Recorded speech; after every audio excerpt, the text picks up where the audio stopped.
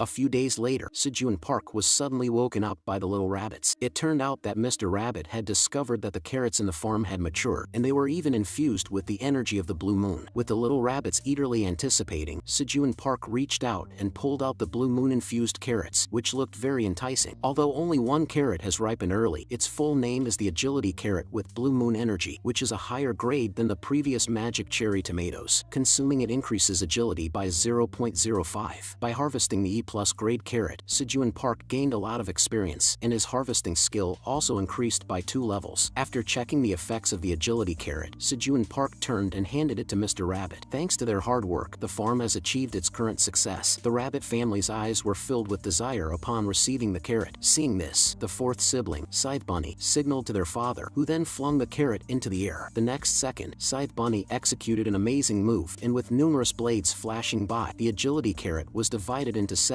pieces, each accurately landing in the hands of the little rabbits. Such cool knife skills instantly earned praise from everyone. Seeing his brother showing off, Black Warrior Bunny acted unimpressed. This blue moon not only yielded the Agility Carrot, but also produced 5 blue Magic Cherry Tomatoes. Administrator Aileen, who had been observing, immediately issued a task, and Sejun Park promptly turned over one of the tomatoes, fulfilling his previous promise. However, when Sejun Park expressed his desire for an occupational skill, Aileen indicated that it might be available in a few days. Eileen's response left Sejun Park puzzled, but before he could think further, a meow nearby caught his attention. It turned out that Teo, who had sold all the cherry tomatoes, had returned, but his arrival was mistaken by the honeybees as that of an enemy, probably because they had never seen Teo before, hence the hostility. So, Sejun Park held Teo in his arms and conveyed to the honeybees that the little cat was also part of our family. Seeing this, the honeybees then continued their work. Thanks bro, meow. Hearing Theo address him as a brother, Sejun Park pinched his little face. What, bro? Did you just call your boss bro? Realizing his mistake, Teo apologized and handed Sejun Park the money he had made, totaling 75 dungeon coins. But that wasn't the end. Teo then pulled out another bag of dungeon coins, saying, I raised the price of the Magic Cherry Tomatoes, and now there's an extra 30 tower coins. Teo thought his performance might restore his position as CEO. Despite not wanting to, Sejun Park still called Teo my intern, and the payment was still only 2 dungeon coins, and even gave Teo a scolding. Out of helplessness, the little cat could only lament that becoming CEO was not easy. Saddened, Teo then took out a cat treat and happily licked it, which caught Sejun Park's attention. Turning his head to look at what was in the kitten's hand, Sejun Park asked in surprise how Teo had gotten it. The honest little cat detailed to the greedy boss how it had gotten a cat treat by taking photos with humans, while he shared some with the little rabbits. Hearing that it was given by humans, Sejun Park thought of the Black Tower rules he had heard before. There are only 2 situations in which items from outside the tower can enter. One is like him, having brought items when summoned, and the other is when awakened hunters bring items in, limited to only about 1 kilogram's worth. However, there are no restrictions on taking items out of the tower. Any item can be taken out. Due to the limitations when entering the tower, hunters usually only bring practical items, like a solar-powered hunter phone, hunter food, and hunter square cigarette for smokers or stress-relieving snacks when climbing the tower. Sejun Park was surprised that someone would choose to bring cat treats to the Black Tower. Thinking of this, Sejun Park came up with a good idea and then stared at Teo with a mischievous smile. The kitten thought Sejun Park wanted to eat too, so it handed over the cat treat. Unexpectedly, the greedy Sejun Park snatched it all away, making the little cat quickly grab Sejun Park's clothes and ask him to return the cat treat. Seeing this, Sejun Park said, Teo, the cat treats you got from taking photos with humans. According to the previously signed Special Clause 3, you cannot independently develop new customers. Hearing this, the little cat was instantly dumbfounded, as the greedy contract was simply a catastrophe. Next, I would like to discuss new clients with Teo the CEO. Hearing Sejun Park's proposition to let him be a CEO for an hour, and that if he performs well, he can be one for an extended period of time, Teo was successfully tricked. Immediately, Sejun Park picked up the little cat and placed it in his arms. Nearby, a little rabbit was fanning the air. The rest were grilling fish for it. Such is the treatment for a CEO. Sejun Park personally tore open a cat treat and fed it bit by bit to Teo. The treatment of a CEO made the little cat forget itself. After a while, the little cat comfortably stretched, and then it wanted to eat the grilled fish personally cooked by Sejun Park. Sejun Park happily agreed and began to cook by the fire. While grilling, Sejun Park asked Teo how he managed to reach the 38th floor without fighting monsters. Teo showed the badge on his chest. This is the peddler's certificate. To maintain the status, an expensive fee must be paid annually. The higher the level, the more dungeon coins need to be paid, and the more benefits received. Not only do they get protection from the association, but they can also use various facilities and are not attacked by monsters. This is one of the privileges that a peddler has. Sejun Park wondered if he could bring hunters here so that he could also be rescued. Teo shook his head. Only peddlers are not attacked, and moreover, it would be impossible to get here from the 38th floor in only 5 days without the peddler's pathway. Hearing this, Sejun Park asked what floor they were on, only to be shocked when Teo said they were in a cave on the 99th floor. This statement stunned Sejun Park. Seeing Sejun Park's reaction, Teo was puzzled. Didn't he know his own location? But now, Sejun Park was shocked senseless by the 99th floor, and since Teo couldn't bring people here, it seemed he would be trapped here forever. Just as Sejun Park was at his lowest point, the little cat Teo quickly stepped forward, grabbed his face, and shook it vigorously to bring him back to his senses. Sejun Park had thought he was empathizing with his distress, but it turned out that his fish had burned. After grilling another fish for Teo, Sejun Park started thinking again. The hunters have just made it to the 40th floor, and he is on the 99th. He might as well give up on leaving the tower. Meanwhile, Teo, unaware of Sejun Park's mood, continued to direct him to grill the fish properly. Seeing this, Sejun Park no longer obeyed, as an hour had already passed. Teo, who hadn't had enough of being the CEO, could only sigh softly. Then, Sejun Park noticed the peddler's certificate badge. If I had one of these, then I could go out and do business with Teo. He quickly asked Teo if he himself could become a peddler, as Sejun Park began to fantasize about them making big sales. But he was met with the kitten's ridicule. Only individuals born inside the tower can become peddlers. That's basic common knowledge in the Black Tower. Hearing this, Sejun Park felt like thunder had struck on a clear day, and he couldn't stop shaking. Then, he couldn't help but shout, "Damn it, screw this dungeon." Angry, he cursed the Black Tower loudly, and even the administrator Aileen heard him. But after venting, Sejun Park deflated. Although he was accidentally sucked into this cave, it was initially his decision to enter the Black Tower. Since he was here, enduring hardships was inevitable. Now, Sejun Park finally firmed up his resolve. Meanwhile, in the human world, some merchants eyed the magic cherry tomatoes greedily, seemingly planning to exploit this item. After learning about his situation from the little cat, Sejun Park knew that leaving the tower would be difficult. Prepared to stay, he needed to resolve practical issues one at a time. Currently, he was most in need of some necessities, and he also had to confirm the safety of the surrounding area. The little cat said, "The area around the cave is very safe, but just a bit farther away, there is Crimson Grizzly Bear." Hearing this, Sejun Park recalled his previous terrifying encounter, which very likely involved the same bear. Teo was particularly afraid of it, because every time they passed by, the bear would glare at him fiercely. It seems that going out is still too dangerous. Now, the planting area in the farm is expanding, and soon thousands of cherry tomato flowers will bloom. As the number of flowers increases, so will the number of poison honeybees, which could allow the little honeybees to scout the surroundings and also keep some monsters away from the cave entrance. Meanwhile, Sejun Park finally thought of a good way to get out, which involved making ropes from onion leaves and then having the honeybees tie them to a tree outside the cave. This way, he would most likely be able to leave from here. After planning his next steps, Sejun Park began to delegate tasks. Getting necessities could only be managed by Teo, and he then informed the little cat of the importance of this task, and that only it could accomplish it. Teo confidently accepted, saying, "There's nothing that Teo the CEO can't do." Several days later on the 38th floor, what used to be a deserted avenue was now filled with many adventurers encamped. Teo had also arrived here, and seeing more humans than before, the little cat understood that the fame of the magic cherry tomatoes must have spread. But for him, this was perfect. The more buyers, the better. Immediately, Teo jumped in front of everyone, which startled the adventurers. But once they recovered, they all rushed towards the little cat. Teo greeted them happily upon seeing their reactions. Just then, a man forcefully pushed through the crowd and took out a bag of dungeon coins, wanting to buy all the magic cherry tomatoes. Seeing this, the previous guild members instantly disagreed, as they were Teo's regular customers and had been the first to arrive. As they were arguing, Teo spoke up to stop the adventurers. The little cat announced that from now on, the way magic cherry tomatoes were sold would change. Hearing this, the adventurers stopped their dispute and asked Teo what he meant. The cat told everyone that the magic cherry tomatoes would be auctioned in 3 batches, each containing 500 pieces, and only the highest bidder would be able to take them away. So, if you don't have money, you can go back now. The first round of the small tomato auction will start immediately. Teo setting the starting price at 35 dungeon coins. This method was informed to him by Sejun Park. He speculated that the news of the magic cherry tomatoes had spread outside the tower. When a product is in high demand, but limited in quantity, auctioning is the best way to make money. Besides this, he had also arranged other tasks for Teo, which was also a good opportunity to assess the little cat's business acumen. After a rest, Sejun Park resumed his work, and the little black rabbit went to prepare dinner for the day. However, at this time, the Black Tower administrator issued a task, and this time there was finally a reward. But Aileen needed a cup of magic cherry tomato juice with honey. Since making tomato juice was time-consuming, Sejun Park told the administrator he would make it after he finished his other tasks. minutes, but the administrator insisted it had to be done now, emphasizing that the task had to be completed immediately. Seeing this, Sejun Park didn't know if she was showing off the reward or just wanted to drink the cherry tomato juice, and he even asked if the skill could be given to him first. The administrator revealed that the reward could only be received after completing the task, as it was a rule in the Black Tower. Considering the administrator's eagerness, and because Sejun Park also wanted to see what the skill was, he immediately set out to squeeze the magic cherry tomatoes. This new beverage from the farm had previously been made by Sejun Park, and after adding honey, it received great reviews from the little rabbits. Picking up a sufficient amount of magic cherry tomatoes, Sejun Park took a deep breath, and the next second, he squeezed all the magic cherry tomatoes with all his strength. Next, he asked the queen honeybee to complete the final step, to which the queen honeybee gladly agreed, and then she produced pure honey. Then she slowly controlled the honey glob, and with a plop, it dropped into the tomato juice, thus completing a simple cup of honey small tomato juice. The message indicated that the administrator was so excited that she flapped her wings and took the tomato juice away. Meanwhile, Aileen was happily drinking the tomato juice, and the sweet and sour taste made her linger fondly. After enjoying it, the administrator gave Sejun Park a big thumbs up. Having completed the task, Sejun Park gained a new understanding of the administrator. With the system message popping up, Sejun Park received a special occupational skill, beekeeping. He had been worried that the little honeybees might not follow him after leaving the cave, but now with this skill, he could effectively communicate with the honeybees. Seeing this, Sejun Park was thrilled. Could it be that the administrator had specifically intended to solve his worries? Hearing Sejun Park say thank you for the first time, Administrator Aileen was momentarily stunned, then her face even blushed. Aileen said if he really wanted to show his gratitude, another cup of honey tomato juice would be enough. Sejun Park, still in the cave, had another question he wanted to know. Combining previous hints, he asked if the administrator was a pig with wings. Hearing this, Aileen's face, which had just been happy, instantly darkened. This was the most insulting thing she had heard. The next second, Aileen furiously rebuked Sejun Park through messages, and after finishing her tirade, she simply disappeared. Seeing this, Sejun Park was left feeling somewhat perplexed. Meanwhile, on the 38th floor, when adventurers heard that the magic cherry tomatoes needed to be auctioned, they hesitated for a moment. Seeing this, the guild leader Dongshik panicked. If he couldn't bring back the magic cherry tomatoes, his status as a father would revert to what it was before. Dongshik no longer hesitated and immediately offered 41 dungeon coins to buy 500 tomatoes. Seeing his team members confused, he made it clear that the priority was to secure the magic cherry tomatoes. Then, if needed, the team members could buy from him later. However, even after raising the price, other adventurers did not give up. The previous man shouted an even higher price, and hearing someone else competing, the rest of the adventurers started bidding. Dongshik hadn't expected these newcomers to be so wealthy, and he thought about crowdfunding with his team members. Just then, a loud voice startled everyone as a man shouted a bid of 100 dungeon coins. The bidder was the chairman of a large food company from outside the tower. Hearing such a high bid, Teo instantly counted down, going once, going twice, and the deal was made. Dongshik was surprised by the appearance of Michael. He wasn't supposed to be here. However, he soon saw a familiar face behind Michael. It was Chris from Dongshik's own Phoenix Guild, but he clearly remembered that Chris's group was supposed to be on a rotational break. Chris, feeling apologetic, explained that it was his sister who had asked him to bring Michael here. Understanding the situation, Dongshik realized the whole story. Chris's sister, Jenny, was the CEO of a pharmaceutical company, and it seemed that the news about the magic cherry tomatoes had fully spread and was now being targeted by big businesses. After delivering the first basket of magic cherry tomatoes, Teo quickly initiated the second round of the auction and was very pleased with the outcome. The second round of the auction on the 38th floor had already begun, with the starting price still at 35 dungeon coins. Dongshik initially shouted a high bid of 60 dungeon coins, but Michael bid 100 dungeon coins again, which greatly surprised Dongshik. Not wanting to return empty-handed, Dongshik tried to borrow money from his teammates, but unfortunately, Teo had already finalized the deal. After handing the second basket of tomatoes to Michael, the little cat announced the last round of the auction, but before he could even start the bidding, Michael again bought them all with 100 dungeon coins. Hearing this, Dongshik knew he had no chance. Seeing the saddened team captain, the nearby teammates comforted him to wait for another opportunity. Michael, who got the magic cherry tomatoes, was very satisfied. Years of doing business had taught him to recognize the excellent quality of the magic cherry tomatoes. As Teo was preparing to leave after selling his goods, the adventurer Suha and her friend came looking for him. The little cat looked at the girl in front of him. He only remembered that she had given him a cat treat but had forgotten her name. However, seeing Suha again made Teo very happy, as Sejun Park's task could be completed with Suha's help. Even so, Teo's confusion appeared cute in Suha's eyes. Just like before, she took out a cat treat to take a photo with the little cat, but remembering Sejun Park's instructions, Teo resolved resisted the temptation and declined Suha's offer, mentioning that this time he didn't want a cat treat but needed something called coffee. Hearing this, Suha took instant coffee out of her bag. Having achieved one of his goals, Teo then asked her if she had any salt and pepper. His request puzzled Suha and her friend, but fortunately, they had indeed brought these seasonings into the Black Tower. They then gave the requests to Teo, who happily thanked Suha on the side. Before Teo left, Sejun Park had said that if someone wanted to take a photo with him, he should ask for coffee, salt, and pepper, as these would determine how long he could be CEO. After packing the items into his rucksack, Teo and Suha happily took several photos together. Looking at the many beautiful photos in her hand, Suha thanked the little cat for cooperating. Teo waved his paw to thank her for taking care of business. Seeing Teo's plump paws, Suha couldn't resist pinching them a few times, loving the soft feeling. However, Teo, observing Suha's actions, asked her what she was doing, worried that the little cat might dislike it. Suha quickly offered a cat treat as compensation, and hearing Suha say that touching his paws made her happy, Teo's big eyes showed some disbelief. Hearing this, Teo believed that his paws actually had such an effect. Meanwhile, Suha's friend also wanted to take a photo with Teo, as she was the one who had given the pepper just before. Upon this, Teo gladly agreed. After taking the photo, just as the girl was about to thank him, Teo even proactively stretched out his two paw pads for her to touch, saying that touching them would be fine as long as she gave him some compensation. In this way, the little cat completely indulged in this kind of physical trade. At this moment, he had even traded his paws for many snacks. Teo felt that with his own paw pads, becoming CEO for a few hours was nothing. He could do it for a whole day with ease, as he would surely exceed his performance targets. Teo then remembered he had other tasks to do and was about to continue when, as the girl was editing the photos, Teo suddenly appeared behind her, startling Suha. Teo came to ask if Suha was from the Republic of Korea. Hearing that the little cat somehow knew where she was from, Suha was perplexed. Teo had figured it out because she smelled similar to Sejun Park. Teo then asked her for a favor. Despite her confusion, Suha agreed. Meanwhile, at the farm, the little honeybees were happily collecting nectar, transporting part of the harvest to the containers prepared by Sejun Park. With his beekeeping skill, every bit of nectar Sejun Park collected also helped improve his familiarity. Since acquiring the beekeeping skill, and with the increase in the number of tomato flowers, the queen honeybee spawning had also accelerated, so lately, it had been hard for Sejun Park to see her. Reopening the beekeeping skill message, all his abilities had slightly improved, and the number of beehives he could have had increased to 2. It seemed he would need to prepare bigger containers in the future. If only he had more bottles, but those were considerations for later. Right now, he was preparing to eat. After pulling out the carrots, Sejun Park called over the rabbit family to eat. Today also happened to be the day when ordinary carrots were ready to be harvested. Looking at the ripe carrots, the little rabbit's eyes were full of anticipation. Sejun Park distributed carrots to each of the little rabbits and then prepared to dine with his friends. Picking up an ordinary agility carrot in his hand, he checked the system message. The ordinary agility carrots are only E grade, but fortunately, like the magic cherry tomatoes, they can break down fats but also improve vision. Once the harvest increases later on, taking them to market will surely be a big hit. After eating, they began to transport the mature carrots away. Sejun Park was responsible for picking, while the little rabbits carried them to the storage point. In the middle of this, Black Warrior Bunny suddenly fell to the ground. Mr. Rabbit and Sejun Park initially thought he was tired, but it turned out that Black Bunny had taken the opportunity to sneak a carrot, which prompted his father to kick him. Looking at the full warehouse, Sejun Park thought about ending work early today. Just then, the system suddenly popped up many messages and notified him that he had reached level 10, but immediately there was also a triggered task. Sejun Park was about to inquire when the administrator explained that this was not her doing. Aileen stated that this was a level 10 occupational quest, which would grant a new occupational trait. Sejun Park had heard of exclusive job tasks before. The requirements for each task vary depending on the profession. Since his job was Black Tower Farmer, Sejun Park decided to have the little rabbits help him clear new land. Finally, by evening, Sejun Park had completed the task. The little rabbits were all exhausted, and Sejun Park himself was completely drained. Fortunately, the occupational trait he gained was very practical, which somewhat comforted him and made the swift completion of the task worthwhile. After a hard day, they were ready to rest early. After saying goodnight to the rabbit family, Sejun Park went to sleep, but just as the little rabbits were about to enter their home, Mr. Rabbit and Mrs. Rabbit stopped them, and even went as far as to shut the wooden door firmly. Despite the little rabbits crying and making noise outside, Mr. Rabbit did not respond to them. Seeing this, Sejun Park went back to ask what had happened, and after understanding the situation, he expressed strong approval of Mr. Rabbit's method. After all, they had already grown into adult bunnies. It really was time for them to become independent. But now it was getting late, so Sejun Park invited them to rest with him. Soon, the little rabbits came to Sejun Park's big bed, and sleeping with them felt really nice because it was truly warm. Meanwhile, on the 38th floor of the the Black Tower, Dongshik was worrying about getting scolded by his daughter for not being able to buy the cherry tomatoes, but Suha came up behind him with Teo. It turned out that the little cat had some matters for which it sought Dongshik's help. Knowing that he was the most formidable captain from Korea present, Teo extended his paw to ask if he wanted to sign a contract. Upon meeting Dongshik for the first time, Teo directly handed him a contract. He wanted to make a deal with Dongshik, the terms of which involved exchanging 100 dungeon coins for cash, then transferring it to Sejun Park's family in the socio-district of Bucheon, Korea, and to inform them that Sejun Park was doing very well. As for the compensation, it would be 200 magic cherry tomatoes and a small amount of dungeon coins. Seeing the magic cherry tomatoes, Dongshik's eyes lit up, because if he could take the magic cherry tomatoes back, then he could once again be the best dad in his daughter's eyes. Taking the contract, Dongshik was curious about who this Sejun Park was. Could he be a hunter who is currently unable to leave the tower? Seeing this, Teo was about to blurt out, but quickly remembered Sejun Park's instructions not to tell anyone that he was on the 99th floor. Upon hearing this, the little cat said that Sejun Park had saved him on the 40th floor, which is why he was running errands for Sejun Park. Hearing this, Dongshik was shocked to learn that someone had already reached the 40th floor. It seems that the magic cherry tomatoes were an item found by that person. To this, Teo did not provide an answer. Even if the entire Phoenix Guild led by Dongshik mobilized, they could only reach the 39th floor at most. He had never heard of such a powerful hunter through official channels, which means the other party was a strong solo hunter. If this could lead to a connection, it might be possible to bring Sejun Park into the guild, and even securing exclusive rights to the magic cherry tomatoes wasn't out of the question. Thinking this, Dongshik decisively agreed to sign the contract given by Teo, and immediately took out a pen to write down his name. With the help of the system, their contract was thus established. Contracts in the Black Tower are effective even outside the tower. However, to ensure the message was conveyed properly, Dongshik arranged to meet here in 10 days and also asked Teo to make clear to Sejun Park that he, Kim Dongshik of the Phoenix Guild, guarantees to fulfill the contract properly. The next morning, in the cave, the little rabbit's house was nearly complete. Black Warrior Bunny then led Sejun Park to visit. Upon seeing the scene in front of him, Sejun Park's eyes lit up. The little house built by the little rabbits was indeed very exquisite and pretty, with onion leaves for the roof and durable mud walls. It looks like this was the handiwork of Sickle Rabbit and Shovel Rabbit, and the two rabbits responded proudly to Sejun Park. Even the simple resting nests were well constructed, and Sejun Park affectionately patted the little rabbits. To celebrate their housewarming, Sejun Park decided to throw a feast for the little rabbits today. After preparing the food, Sejun Park happily raised his glass to toast to the hard work of the little rabbits. Black Warrior Bunny received special treatment from him as a thank you for always providing high-quality fish. At this moment, looking at the carrot cup in his hand, Sejun Park once again admired the craftsmanship of the little rabbits. However, the rabbit couple up ahead were attracting too much attention, making Sejun Park very curious. He suddenly felt that something was amiss. Why did the rabbit couple seem so in need of private space? Sejun Park figured it out and then said to the little rabbits, they are probably going to have new siblings soon. Just then, a system notification arrived. It was time for the seed store to open. Busy with farm work, Sejun Park had almost forgotten about this, so he quickly opened the seed store. This time, the store offered him 3 choices: strawberry, lettuce, and potato seeds. Seeing the lettuce, Sejun Park's eyes lit up, but the thought of pork belly lettuce wraps had to be put aside for later. For now, potatoes and strawberries were under consideration. Although he had enough money, the store only allowed the purchase of one type of seed. After some thought, Sejun Park decided to buy the potatoes, as carbohydrates are more satisfying. As a large bag of potatoes appeared out of nowhere, the next seed store opening would require waiting another 30 days. Looking up at the bag filled with 100 potatoes, Sejun Park suddenly felt something was very wrong. The next second, the bag fell towards him. Fortunately, at the last moment, he managed to dodge. Otherwise, he might have been injured. The loud noise also disturbed Mr. Rabbit's cozy time. Seeing the angry Mr. Rabbit, Sejun Park apologized. Turning around, he began to sift through the potatoes with his hands, carefully examining them for a while. Sejun Park confirmed that the quality of these potatoes was definitely very high. Thinking of the various potato dishes they could enjoy in the future, he and the little rabbits were very excited. Thus, Sejun Park decided to rest well today and start working hard on planting potatoes tomorrow. And now he suddenly remembered Teo, wondering if the little cat had completed the task he had entrusted. Meanwhile, in the middleman zone of the Black Tower, many locals were busy at a market. At a general store nearby, little cat Teo was muttering about household items while flipping through items with his cat paw. It wasn't long before Teo pulled out a pot and a ladle. After asking for the price and hearing that both items together cost 1.6 dungeon coins, Teo asked the shopkeeper to give him a discount. Seeing this, the shopkeeper realized that Teo must be a new peddler who was new to this area, so he gave Teo a discount of 0.1 dungeon coins. Hearing this, the little cat looked disappointed and asked for a bigger discount. The shrewd shopkeeper knew he couldn't lower the price further, so he said that was the lowest limit. But Teo, having learned well from Sejun Park, immediately tossed the items back to the shopkeeper and turned to leave. Seeing this, the shopkeeper hurriedly stepped forward to stop the little cat. He hadn't expected Teo to walk away so decisively. Realizing he had met his match, the shopkeeper said 1.3 dungeon coins would be fine. Unexpectedly, Teo then knocked off another 0.1 dungeon coins, and the shopkeeper, with no other choice, agreed. The little cat quickly placed the money on top of a wooden barrel and hastily ran off after saying thanks. But when the shopkeeper looked down at the money, he was a bit puzzled because there was a moist mark left on the barrel along with a few obvious drops of sweat. Around another corner, Teo was sweating profusely and his heartbeat had accelerated countless times, but he was extremely happy because he had really done it. He haggled without getting ripped off. Teo excitedly raised his cat paw. This was the method Sejun Park taught him to avoid being a sucker. The gist of it is to always bargain, no matter what the initial price is. If the merchant doesn't agree, then leave without hesitation. If the seller calls you back, come back and bargain again. Teo had seriously noted down these techniques in his notebook, and now he had really applied them and achieved success. Although it was only a few dungeon coins, it was enough to make him a smart peddler who knows how to bargain. Happy Teo leisurely strolled down the main street, but as he approached a small alley, Teo heard that voice he detested. Focusing his eyes, it indeed was Scarum, who had sold him fake goods before. Seeing that he was once again using a vacuum flask to deceive novice peddlers, Teo angrily yelled, "Scarum, you despicable stinky goblin." His voice startled Scarum, and Teo angrily walked up to him. Although puzzled as to why the little cat was here, Scarum still pretended that they were familiar with each other. Seeing this, Teo directly pushed away the goblin's arm and told the merchant in front of him that Scarum was a scammer. Upon hearing this, the goblin immediately objected, believing he had kindly sold Teo an item at a low price, only to be met with ingratitude. Hearing this, Teo became even angrier and promptly explained that the cup's insulating property was not due to any magic, but was just a piece of junk. At this moment, Scarum broke out in a cold sweat. He didn't know how Teo had come to know the truth, but his immediate concern was to preserve his reputation. Unexpectedly, the little cat directly called over a nearby patrol guard, telling them there was a goblin here scamming people. Seeing this, Scarum dropped a harsh remark and quickly fled the scene. After exposing Scarum as a scammer, the merchant in front of him thanked Teo and asked for his name. Proudly stating his own name, Teo then waved his hand and left the place. What he didn't know was that the novice peddlers he had just interacted with was eyeing him sharply, and then the merchant quietly said, "Mission suspended." At that moment, there was noise from the roof above her. In the next second, 3 animal police officers arrived in front of her. The peddler slowly took off her head covering and reproached her subordinates for not doing their job properly. One of the police officers, a white cat, was also puzzled as Teo had come out of nowhere, but seeing their boss's displeased face, it quickly apologized. The little fox in front of them was actually Jairus, an agent of the Secret Investigation Bureau of the Peddlers Association, who had been preparing for months to finally arrest Scarum. Jairus felt helpless, and then she ordered everyone to return to the Bureau headquarters. Given the failure of this mission, these officers need to write a 100-page after-action review, as everyone involved today needs to reflect seriously. Jairus's demeanor frightened her subordinates into trembling, and she slowly walked out. The Peddlers Association had already investigated information related to the unscrupulous merchant. Through continuous tracking, they had finally pinpointed Scarum. However, due to the lack of direct evidence at the moment, and not knowing how he acquired illegal products from outside the tower, they could not rashly proceed with the arrest. That's why Jairus pretended to be a novice peddler to get close to Scarum. Just as the plan was about to conclude, it was unexpectedly disrupted by the little cat. However, through Teo's relationship with Scarum, Jairus thought of another plan. Next, she plans to start with Teo to find evidence to capture Scarum. On the other side, Teo, heading to the 99th floor, was blissfully eating grilled fish, happy to have helped others. Meanwhile, in the cave, Sejun Park was teaching Sickle Rabbit how to chop potatoes. He needed the little rabbit to cut the potatoes into 4 pieces. After some demonstration, Sickle Bunny understood what Sejun Park meant. With a quick slice, the next second the potato was evenly divided into 4 pieces, which pleased Sejun Park very much. Next, he moistened the soil and then placed the cut potatoes into it, thus completing the planting process. Dividing the 100 potato seeds into 400 for planting also benefited from the information he had previously seen on the internet. Shortly after, having cultivated a 30 square meters potato field, thanks to his occupational trait, Sejun Park also gained some experience points. After some time, the potato planting was mostly complete. Now, Sejun Park organized the little rabbits to go dig up sweet potatoes, but before that, there was one more thing to do. They needed to collect sweet potato stems because planting these stems would allow new sweet potatoes to grow. Hearing this, the little rabbits immediately collapsed on the ground, wishing they could eat without having to work. Seeing this, Black Warrior Bunny suddenly thought of something. When they were younger, founder. They wanted to plant sweet potato stems, but Sejun Park had actively stopped them, so this time it was likely to be the same. Hearing Black Bunny's analysis, they all started snickering, thinking they could get away with being lazy. However, Sejun Park quickly understood their wishful thinking and immediately said, "This time I don't plan to enjoy planting the sweet potato stems alone. I want everyone to work hard together." Upon hearing this, the three rabbits all sighed. Following this, the little rabbits began to get busy. Mrs. Rabbit and Sickle Bunny were responsible for cutting the sweet potato sprouts. Cart Bunny continued as usual with the transport work, and Black Warrior Bunny, who had no tools, was already out of breath. Sejun Park, on the other hand, took on the planting work. Finally, with all their efforts, they successfully cultivated a 420 square meter sweet potato field. Thanks to Sejun Park's occupational trait, he does not need to plant alone anymore because he gains experience from making new farmland. Just then, the rabbit couple suddenly raised their hands, and the little rabbits also hummed along beside them, singing and dancing around Sejun Park. It turned out this was a harvest dance the rabbits were performing for Sejun Park, and even the administrator was looking forward to roasted sweet potatoes just like them. Receiving his friend's blessings, Sejun Park eagerly looked at the earliest planted sweet potatoes and then slowly began to brush away the soil with his hands. However, a dazzling light burst forth from the ground. Seeing this, Sejun Park was greatly shocked, and even the queen honeybee was blinded by the light. When the golden light dissipated, a shimmering sweet potato appeared on the spot where the cave had been. Its full name is the solar sweet potato, a result of a genetic mutation in sweet potatoes due to being exposed to the sun at the 99th floor. Eating it can break down 100 grams of body fat, and it also makes you immune to the cold for 24 hours. Sejun Park also made an achievement within the tower. Seeing this, he came back to his senses, realizing that a new variety had been born. Meanwhile, at the same time in Korea, Dongshik had arrived at the building where Sejun Park's family lived, and at that moment, Sejun Park, along with his friends, was staring at something on the ground, this brand new crop called solar sweet potato. Through the system message, he also realized that he had grown a new variety. The Black Tower also acknowledged that he had monopoly over the sales of the new crop variety. Without Sejun Park's permission, others cannot grow solar sweet potatoes. Although he was eager to taste it, since it was a new variety, he decided to plant more first and wait until there was a larger quantity before eating. After arranging the solar sweet potato, Sejun Park and his friends began digging for more sweet potatoes. The subsequent sweet potatoes they unearthed were all of the normal variety. Right after digging them up, Sejun Park couldn't wait to wrap them in leek leaves to roast. In no time, a batch of delicious roasted sweet potatoes was ready. Slowly breaking open a sweet potato, Sejun Park didn't eat the first bite himself, but gave it to his hardworking friends. The rich aroma made the little rabbits drool, but unexpectedly, Mr. Rabbit choked because he ate too quickly. The Black Tower's administrator was also drooling with envy, and Sejun Park was thankful that she waited for the little rabbits to start eating first. Soon after the rabbit family was full, Sejun Park handed 10 roasted sweet potatoes to Aileen. After finishing most of it, looking at Sickle Bunny beside him, Sejun Park asked that if they have finished eating, they could come help him handle the roasted sweet potatoes. Meanwhile, Aileen had already peeled a sweet potato and immediately popped it into her mouth. In just a few minutes, she had devoured all 10 roasted sweet potatoes. The gluttonous Aileen was considering asking for the remaining ones too, but looking down, she saw that Sejun Park was busy with something else. In the cave, Sejun Park, with the help of Sickle Bunny, had cut the roasted sweet potatoes into strips. Next, after they dried on one side, they would turn them over to dry the other side, and the delicious dried sweet potatoes would be ready. Seeing this, the administrator was quite angry. She didn't understand why they were cutting the roasted sweet potatoes and tossing them on the ground. Hearing this, Sejun Park explained that he was making another delicacy, which was dried sweet potatoes. At the same time, in Korea, Dongshik knocked on the door in front of him. The next moment, Sejun Park's family hurriedly opened the door, thinking it was Sejun Park returning. However, once they recognized the visitor, the family was stunned. Then they inquired who Dongshik was. After some explanation, Dongshik handed over his personal business card from the Phoenix Guild. Seeing this, Sejun Park's brother was greatly surprised because the Phoenix Guild was very famous in the country, and with Dongshik's position as the team leader, he was indeed considered a top hunter. After the pleasantries, Dongshik took out the letter entrusted by Sejun Park. However, seeing the envelope in his hands, the family mistakenly thought it was their son's will, and tears began to flow from their eyes. Dongshik quickly stood up to clarify that it was not a will but a large sum of money sent by Sejun Park, and he also informed Sejun Park's family that he was doing very well in the tower and there was no need to worry about him. Once reassured, the family's mood lightened. Next, Dongshik learned from Sejun Park's brother, Sidol, that Sejun Park had been missing for the last 5 months, which made him even more convinced that Sejun Park was a once-in-a-century genius hunter. In the 10 years since the tower appeared, no one had achieved such rapid progress. After explaining everything, Dongshik began to say goodbye to to Sejun Park's family. Once he got into the car outside, the contract task he had signed earlier was completed. Meanwhile, and the little cat Teo was still on his way to the cave. Another 2 days passed, and in the cave, Sejun Park was planting the tops of carrots. He soaked the carrot tops left by the rabbits in water, and once they sprouted, he planted them all in the ground, doing this also to collect seeds after they bloomed. Looking at the previously planted carrots now blooming, both Sejun Park and the little rabbits were very happy, enjoying the feeling of gradual progress. Just then, the administrator inquired whether the dried sweet potatoes were ready. Sejun Park also wanted to know, so he got up to check. Approaching the drying sweet potatoes, he gently picked one up and immediately popped it into his mouth. The taste of the dried sweet potatoes did not disappoint him. Their crispy texture combined with just the right amount of sugar made them exceptionally delicious. The little rabbits also quickly grabbed the treats to enjoy, and everyone was satisfied with the result. Sejun Park then planned to make more next time. However, being too immersed in the deliciousness caused Sejun Park to forget about the administrator. As he was about to take a bunch of dried sweet potatoes to her, Sejun Park suddenly thought of something and asked the administrator to wait a little longer. After all, every container had been made from green onions, which Sejun Park felt was somewhat improper. Seeing this, the black dragon Aileen thought he was reluctant to give her any, and so she urged him angrily. But when Sejun Park had the dried sweet potatoes nicely packaged in gift bags, the administrator was instantly stunned. This was a skill Sejun Park had learned from a part-time job he had done before. The dried sweet potatoes were now beautifully packaged, which also made it more convenient for the administrator to store. Sejun Park thought the administrator would like it, but unexpectedly, there was no prompt in the message. It was only when Aileen realized it that she then expressed her gratitude to Sejun Park. Seeing this, Sejun Park thought he might have been misunderstood as wasting food, but what he didn't expect was that Aileen was now touched by the sweet potato gift pack, as she had never seen such adorable packaging. It looked so nice that Aileen did not want to eat it. However, Sejun Park and his friends did not have this kind of trouble. They kept eating the dried sweet potatoes. While eating, the queen honeybee suddenly flew up to Sejun Park, bringing a cluster of crystalline pollen. Through a message, Sejun Park learned that it was a cornflower pollen ball. The corn he had planted before had grown up and even blossomed with many flowers. Cornflowers don't produce honey, so the honeybees were collecting pollen. Sejun Park still wanted to taste it, so he decisively put one into his mouth. The pollen cluster was slightly bitter and very sweet, much like eating cotton candy, and it tasted quite good. The affirmed queen honeybee no longer hesitated and immediately encouraged the little bees to collect more energetically. In just a few minutes, Sejun Park had gathered many pollen balls in his hands. Meanwhile, Teo, who had been away on business, finally returned, but upon seeing the queen honeybee next to Sejun Park, the little cat trembled with fear. Seeing this, Sejun Park quickly comforted Teo, telling him not to be afraid. The queen honeybee also moved forward to make friends with the cat, and Teo cautiously sniffed at her, but the next second he couldn't stop sneezing because it turned out Teo was allergic to pollen. Watching the little cat recover, Sejun Park then inquired about the completion of its task. Teo confidently responded to him, and even the matter of reassuring Sejun Park's family had been well arranged by him. At this moment, seeing that the contract package had been completed, Sejun Park thought that his family must have already received the money and news. Teo also mentioned that he would go to confirm with Dongshik in a few days. Having been separated from his family for so long, Sejun Park missed them dearly. His family probably couldn't imagine that he had become a farmer in the tower. If his brother Seedall knew, he would probably tease him mercilessly. Recalling the happy times with his family, Sejun Park felt increasingly melancholic. Just then, a little hand interrupted Sejun Park's thoughts. Unnoticed, the little family from the farm had gathered around, all looking at Sejun Park happily. Seeing this, Sejun Park instantly cleared away his gloom, realizing he also had many family members here. After comforting each other, Teo excitedly reported on the results of selling magic cherry tomatoes. After deducting the costs for various expenses and the payment to Dongshik, there were still over 200 dungeon coins left. Then, the little cat poured out all of its earnings from the bag. Seeing this, Sejun Park excitedly picked up the cast iron saucepan. It had been a long time since he had touched proper kitchenware. However, at that moment, a dagger on the ground caught his attention. This was the first weapon Sejun Park had seen since entering the tower, but the blank information bar left him clueless about its details. Teo had simply found it appealing in a clearance sale and brought it back. At this time, the administrator offered to inspect it, but asked for dried sweet potatoes as payment. Although Sejun Park knew the administrator was just craving them, he agreed to her terms. Now, he could only rely on her to inspect it. In just a few seconds, the administrator indicated that the task was complete. The next second, the dagger reappeared. This weapon turned out to be a B-grade item with a speed plus 5% attribute, which could help the user increase their skill proficiency faster. What really surprised Sejun Park was that the equipment also had a name, Kane's Training Dagger. Named equipment typically has a value of hundreds of millions in the outside world, yet such such a valuable weapon had been casually brought back by Teo from a clearance sale. He had originally thought the little cat was just a naive pushover, but it turned out that he had brilliant talent. After receiving the dagger, Sejun Park placed it on the leeks in front of him, then positioned himself and quickly chopped the leeks into many pieces. With this equipment, the speed of future harvests would see a significant improvement. Looking back at Teo, Sejun Park couldn't help but praise that the equipment was indeed very handy. Happy, he couldn't help but move forward to play with the little cat's paw pads. Although Teo seemed resistant on the surface, deep down he was secretly delighted because Sejun Park, like other humans, liked his paws. Next came Teo's CEO time, and the little cat smugly let Sejun Park feed him cat treats. But Teo's appearance was quite cheeky, and soon Sejun Park put the little cat down on the ground, cheekily telling Teo that time was up. Hearing this, the little cat naturally didn't want to agree, but still couldn't change the stubborn Sejun Park. Angered, Teo decided to pull out his trump card. He brought out all the spices he had obtained in exchange for photos. Seeing this, Sejun Park instantly trembled. Listening to the little cat's proud words, Sejun Park poured some of the salt into his palm and lightly tasted it with his tongue. The fresh salty flavor made Sejun Park feel alive for the first time. There was also pepper and other spices, truly flavors long missed. Seeing Sejun Park so excited, Teo asked if these were enough to make him the CEO for 2 hours. Hearing this, Sejun Park lifted the little cat happily and spun around, saying, "Forget 2 hours, you can be the CEO for 24 hours. The next morning, a rich aroma drifted within the cave, attracting the little rabbits who were still sleeping. Seeing that most of his friends were awake, Sejun Park called them to come for breakfast. He had gotten up early today to prepare food. By the fire, there were already many grilled snacks laid out. Sejun Park had also prepared skewers with only salt and others with only pepper. After the little rabbits tried them, it was clear they were not accustomed to the pepper, except for Black Warrior Bunny, who relished his meal. Seeing Teo the CEO still asleep, Sejun Park took the skewers to wake him for breakfast. Unexpectedly, the little cat's hair instantly stood up in anger because Sejun Park had tampered with the sacred grilled fish. Teo preferred plain grilled fish and was not interested in those seasoned with salt or pepper. After breakfast, they started another day of labor. With Kane's dagger, Sejun Park not only doubled his harvesting speed, but also his skill familiarity surged. After picking, he handed the harvest to Teo. However, the little cat pouted, complaining that although he was supposedly the CEO, but he had to participate in picking too. Hearing this, Sejun Park was displeased because he was the president and was also working. Teo was dumbfounded, only then understanding that Sejun Park's position was higher than that of a CEO, so he too had to obediently work. With his bag packed, Teo set off full of confidence, thinking that when he becomes president, he will monopolize Sejun Park's lap and petting. Thinking this, the little cat set out on its business journey. Before leaving, Sejun Park instructed it to bring back some stuff from the shopping district and something from the blacksmith's clearance sale when it returned. Hearing this, Teo readily agreed and then jumped out of the cave, waving goodbye. Continuing the harvest, Sejun Park checked and saw that they had gained 90 points of experience, but had only harvested 6 magic cherry tomatoes. Upon closer inspection, it turned out that the level of the magic cherry tomatoes had been upgraded to D grade, a benefit of his recent promotion to a D grade farmer. Unfortunately, Teo left too quickly, otherwise the doubled effect D grade magic cherry tomatoes could have sold for a much higher price. Meanwhile, at the top of the Black Tower, Administrator Aileen pushed open the golden doors filled with treasures. At the deepest part, there was a lifelike statue made of extremely rare materials, whose value was beyond monetary measurement. However, the next second, Aileen directly shattered the statue with one swipe of her claw, and then placed the dried sweet potato gift pack sent by Sejun Park on top of it. It turns out the storeroom was enchanted with a permanent preservation spell, and Aileen intended to keep the sweet potato gift pack, not eat it, because it was a gift from Sejun Park, and she couldn't bear to treat it as just a snack. Seeing Sejun Park sleeping unsuspectingly, Aileen kindly decided to scout around for him. However, just as she started to check the surroundings, she spotted something out of the ordinary. At that moment, outside in the forest surrounding the cave, a small red bear seemed to have sniffed something unusual and slowly began to approach forward. Aileen quickly woke up Sejun Park, warning him that danger was approaching and he couldn't go back to sleep. Sejun Park slowly lifted his head and soon noticed a red shadow above, mistaking it for a ferocious monster arriving. Aileen surprisingly appeared in front of the monster, urging the crimson grizzly cub to go away, but unexpectedly, her messages scared the little red bear. The next second, the bear slipped and fell, and Sejun Park, realizing something was wrong, quickly put on his shoes and ran forward, catching the falling red bear with precision. At that moment, he thought it was a small cat or dog, but looking down, Sejun Park realized he was greatly mistaken because the message indicated that what he was holding was actually a crimson grizzly cub. Sejun Park didn't expect that the fierce monster he had encountered before had such a cute and small cub. Then, the Black Tower's administrator asked Sejun Park why he caught the bear. Sejun Park explained that the situation was very dangerous, and if he hadn't caught it, the bear might have been badly hurt from the fall. Hearing this, the Black Dragon instructed Sejun Park to quickly send it outside because the mother Crimson Grizzly Bear might be looking for it. But Sejun Park was very concerned. There were other monsters outside, and the Crimson Grizzly Cub was still too young. Sending it out directly could be dangerous. Seeing this, the administrator hastily warned that the Crimson Grizzly Bears has a large appetite. Sejun Park didn't believe it, as the little red bear was still so small. The Crimson Grizzly Cub then ran behind Black Warrior Bunny, who also found the little one quite adorable. Just then, the Queen Honeybee came with the little bees to start working. Smelling the Queen Honeybee's scent, the Crimson Grizzly Cub took small steps forward, but its behavior angered the surrounding bees. Seeing the hostile honeybees, the Crimson Grizzly Cub quickly ran back to seek Sejun Park's protection. With no other choice, Sejun Park had to soothe the little bees. Immediately, Sejun Park asked the Queen Honeybee for help. Although disturbed by this reckless little one, the Queen Honeybee still agreed. Then she spat out honey from her mouth and placed it into the Crimson Grizzly Cub's paws. The sticky honey made the Crimson Grizzly Cub widen its eyes, likely because it had smelled the honey and come here. In a few seconds, the dark red Crimson Grizzly Cub had eaten all the honey cleanly. Seeing this, administrator remained silent, but soon she could no longer tolerate it. At that moment, the administrator issued a task. Aileen asked Sejun Park to quickly send the Crimson Grizzly Cub away, with a stern warning: refuse and starve. Soon, all the food would be eaten, and the fate of him and the little rabbits would be to starve. Meanwhile, the administrator was very dissatisfied with the Crimson Grizzly Cub. Sejun Park felt she was being too stingy. The other party was still so small. How much could it possibly eat? Nevertheless, in Sejun Park's view, if the administrator hadn't scared it initially, the Crimson Grizzly Cub wouldn't have slipped down. Hearing this, the administrator took it as a mistake and still ordered Sejun Park to immediately expel the Crimson Grizzly Cub. The scared dark red Crimson Grizzly Cub clung tightly to Sejun Park, looking at the pitiful little one. After some thought, Sejun Park decided to wait until its mother arrived before sending it away. Sejun Park's refusal stunned Aileen, who thought her kindness was misunderstood as pettiness. Aileen then no longer insisted and decided to let the matter go. Meanwhile, Sejun Park was still muttering under his breath, convinced that the administrator was worried about her food being shared. After Black Dragon Aileen left, Sejun Park happily held the Crimson Grizzly Cub, which had fallen asleep by this time. Seeing this, Sejun Park was even more resolved to let it stay overnight in the cave. Early the next morning, while Sejun Park was still fast asleep, a red figure lingered near the storage area. Soon after, Black Warrior Bunny groggily opened the door but was instantly wide awake upon seeing what was in front of him. Quickly, the noise inside the cave drew Sejun Park's attention. By the time he woke up, he discovered that the Crimson Grizzly Cub was gone. Looking at his angry friends, Sejun Park curiously asked what had happened, but soon he understood the reason. The ground was littered with remnants of food, and the stored crops had almost completely disappeared, with the innocent-looking Crimson Grizzly Cub being the main culprit. Looking at the sorry state of the storage, Sejun Park was almost in tears, and the little rabbits were furious, but the Crimson Grizzly Cub was still busily rummaging and eating. Apart from the magic cherry tomatoes, nearly all the sweet potatoes and carrots that Sejun Park had painstakingly planted had been eaten. After being severely punished by the little rabbits, the Crimson Grizzly Cub hurriedly pounced towards Sejun Park. Seeing the tearful Crimson Grizzly Cub, Sejun Park scooped it up but quickly realized indeed that it had a huge appetite. Now Sejun Park finally remembered the administrator's advice and regretted not listening to Aileen earlier. Perhaps anticipating this, the administrator also informed Sejun Park at this time that the Crimson Grizzly Bears could easily consume several hundred pounds of food. Realizing that he had misunderstood the administrator, Sejun Park sincerely apologized and admitted his mistake, acknowledging that he should not have thought so little of the administrator. Aileen, however, was not concerned about this, but rather emphasized that the priority was to get the Crimson Grizzly Cub outside. After some thought, Sejun Park applied the method he had previously thought of on the Crimson Grizzly Cub. He made long ropes out of green onions, and then securely tied the Crimson Grizzly Cub with them. At this point, the little rabbits above were also ready. When Sejun Park gave the command, the little bees in the middle of the rope began to pull hard on the Crimson Grizzly Cub, with the rabbit family outside also cheering them on. With the help of his little friends, the Crimson Grizzly Cub was slowly pulled out. The sudden sensation of weightlessness made the Crimson Grizzly Cub uncomfortable, and it began to struggle weakly. Seeing this, Sejun Park offered some sweet honey to soothe the bear. "You've been away for too long. It's time to go home and find your mom." As the bear calmed down and ate the honey, Sejun Park and the Queen Honeybee said their goodbyes, and the Crimson Grizzly Cub also responded to their kindness. After sending the bear off, Sejun Park completed the task, and his reward was acquiring the seed harvesting skill. After the bear had gone, the rabbit family all returned. Sejun Park intended to treat the hardworking good-looking little rabbits well, but his own stomach growled. With a soft sigh, he decided to settle for some magic cherry tomatoes and grilled fish for the day. A few days later, inside the cave farm, Sejun Park and his friends fearfully watched the entrance as the crimson grizzly cub was cheerfully greeting them, but behind it loomed a terrifying crimson grizzly bear. Sejun Park was now stunned, thinking the bear had come to capture him and his friends. Watching the enormous creature overhead, Sejun Park and his friends were terrified. He suspected that the giant bear thought he had kidnapped the cub, so it was now here to prey on them. At this thought, Sejun Park couldn't stop trembling, and then he suddenly knelt down, saying that he is not tasty because all he has been eating were tomatoes, which caused the mother crimson grizzly bear to make a puzzled noise. Fortunately, the administrator conveyed that the crimson grizzly bear had no malicious intent. She only wanted to feed her child some honey. Understanding the administrator's explanation, Sejun Park also realized the bear's intentions. The crimson grizzly bear confirmed the administrator's explanation, and she and the crimson grizzly cub greeted Sejun Park and the others from outside. As a reward for the honey, the crimson grizzly bear was willing to protect the area from harm and also to take Sejun Park out of the cave. Immediately, she placed her huge bear paw inside the cave. Seeing this, Sejun Park turned back to look at his friends, and the rabbits were all happy for him. Thus, Sejun Park agreed to the crimson grizzly bear's request, and he sat on the mother crimson grizzly bear's paw, then slowly headed towards the outside of the cave. Below, Black Warrior Bunny waved his hands, marking Sejun Park's first departure from the cave. Looking down at all the crops in the farm from above, Sejun Park felt grateful. Without his friends, he probably would have starved inside. Now, Sejun Park looked out at the outside world full of hope, finally able to see the real world inside the tower. Just out of the cave, the brightness outside made it hard for Sejun Park to adapt for a moment. Once he adjusted, he took just one look and was deeply captivated by the world outside. Rolling mountains rose and fell, and in the distance stood a skyscraping tower reaching into the clouds. Sejun Park was completely stunned by the scene before him. This was just one floor of the Black Tower, but the area was already too vast for him to see the end. This is the true appearance of the Black Tower. Sejun Park sincerely thanked the mother crimson grizzly bear for bringing him out, and a distant shining light caught his attention. Seeing this, the administrator appeared in a timely manner, telling Sejun Park that it was a waypoint used for moving between the floors. Just as roaming merchants have their exclusive peddler pathways, adventurers coming from outside the tower have their own exclusive teleportation devices. If he could use the waypoint, he would likely be able to quickly reach the first level, and then successfully leave the tower. But Sejun Park had a new question: how to get there? Crossing the barren land ahead by foot seemed impractical. After coming down from the giant crimson grizzly bear's paw, the crimson grizzly cub pounced towards Sejun Park. Sejun Park caught the crimson grizzly cub in his arms and asked if the crimson grizzly bear could take him to the waypoint. To this, the crimson grizzly bear's response was a refusal, as the barren land was not her territory. To reach the waypoint, he would have to kill about 3,000 monsters. Seeing this, Sejun Park remembered that this was the 99th floor, which inevitably housed many powerful monsters. The crimson grizzly bear also pointed to the forest behind them, indicating that the area was her territory and that the monsters from the barren lands usually wouldn't come here. But if they left, the crimson grizzly bear could not protect Sejun Park. Understanding the situation, Sejun Park could only sigh softly. He was very grateful to them. The crimson grizzly cub looked at Black Warrior Bunny and also hugged it excitedly. Watching the crimson grizzly cub, now even bigger than himself, Black Bunny slowly stroked its head. The crimson grizzly bear wanted her child to eat something at that moment, and Sejun Park, realizing this, reached into his bag and pulled out some honey. Smelling the aroma, the crimson grizzly cub instantly turned around, eyes sparkling as it watched the sweet honey slowly flow out, and then it began to lick the honey contentedly. At this time, Sejun Park noticed the mother crimson grizzly bear's longing. He intended to share the honey with the crimson grizzly bear, but she declined. She said she didn't need any, just to give a little more to the cub. Food was scarce in the forest, which hindered the cub's proper growth. Yet after spending a day on Sejun Park's farm, her baby had grown a lot. Sejun Park and the queen honeybee pondered the words of the crimson grizzly bear. After all, the cost of growing quickly was the consumption of the food they had painstakingly stored. The giant bear also mentioned that honey was the most helpful, making the queen honeybee a bit shy with the praise. Now aware of the scarcity of food in the forest and the administrator's earlier comments about the crimson grizzly bear's large appetite, Sejun Park asked the mother crimson grizzly bear if she hadn't eaten today. But the situation was more complicated than Sejun Park thought. In order to find this cave, the giant bear had gone hungry for 3 whole days. Seeing the pitiful mother crimson grizzly bear, Sejun Park decided to make some delicious food to fill her stomach. Beside him, Black Warrior Bunny was also full of confidence. Next, Sejun Park took charge of cooking. After receiving the items Teo brought, he became even more diligent in the kitchen. Upon returning to the cave, Black Bunny quickly caught a lot of fresh fish, while Sickle Rabbit assisted Sejun Park in preparing the side dishes. Under Sejun Park's meticulous cooking, delicious fish soup was soon ready. After taking a light sip, he declared this batch of food perfect. In addition to the fish soup, there were various types of grilled fish. Looking at the steaming food in front of them, the mother crimson grizzly bear and the crimson grizzly cub were drooling. Sejun Park prepared a nutritious tomato and carrot fish stew to nourish the mother crimson grizzly bear's body. In gratitude to Sejun Park and his friends, the crimson grizzly bear happily embraced them. Meanwhile, Aileen was observing the situation outside. It turned out that she had noticed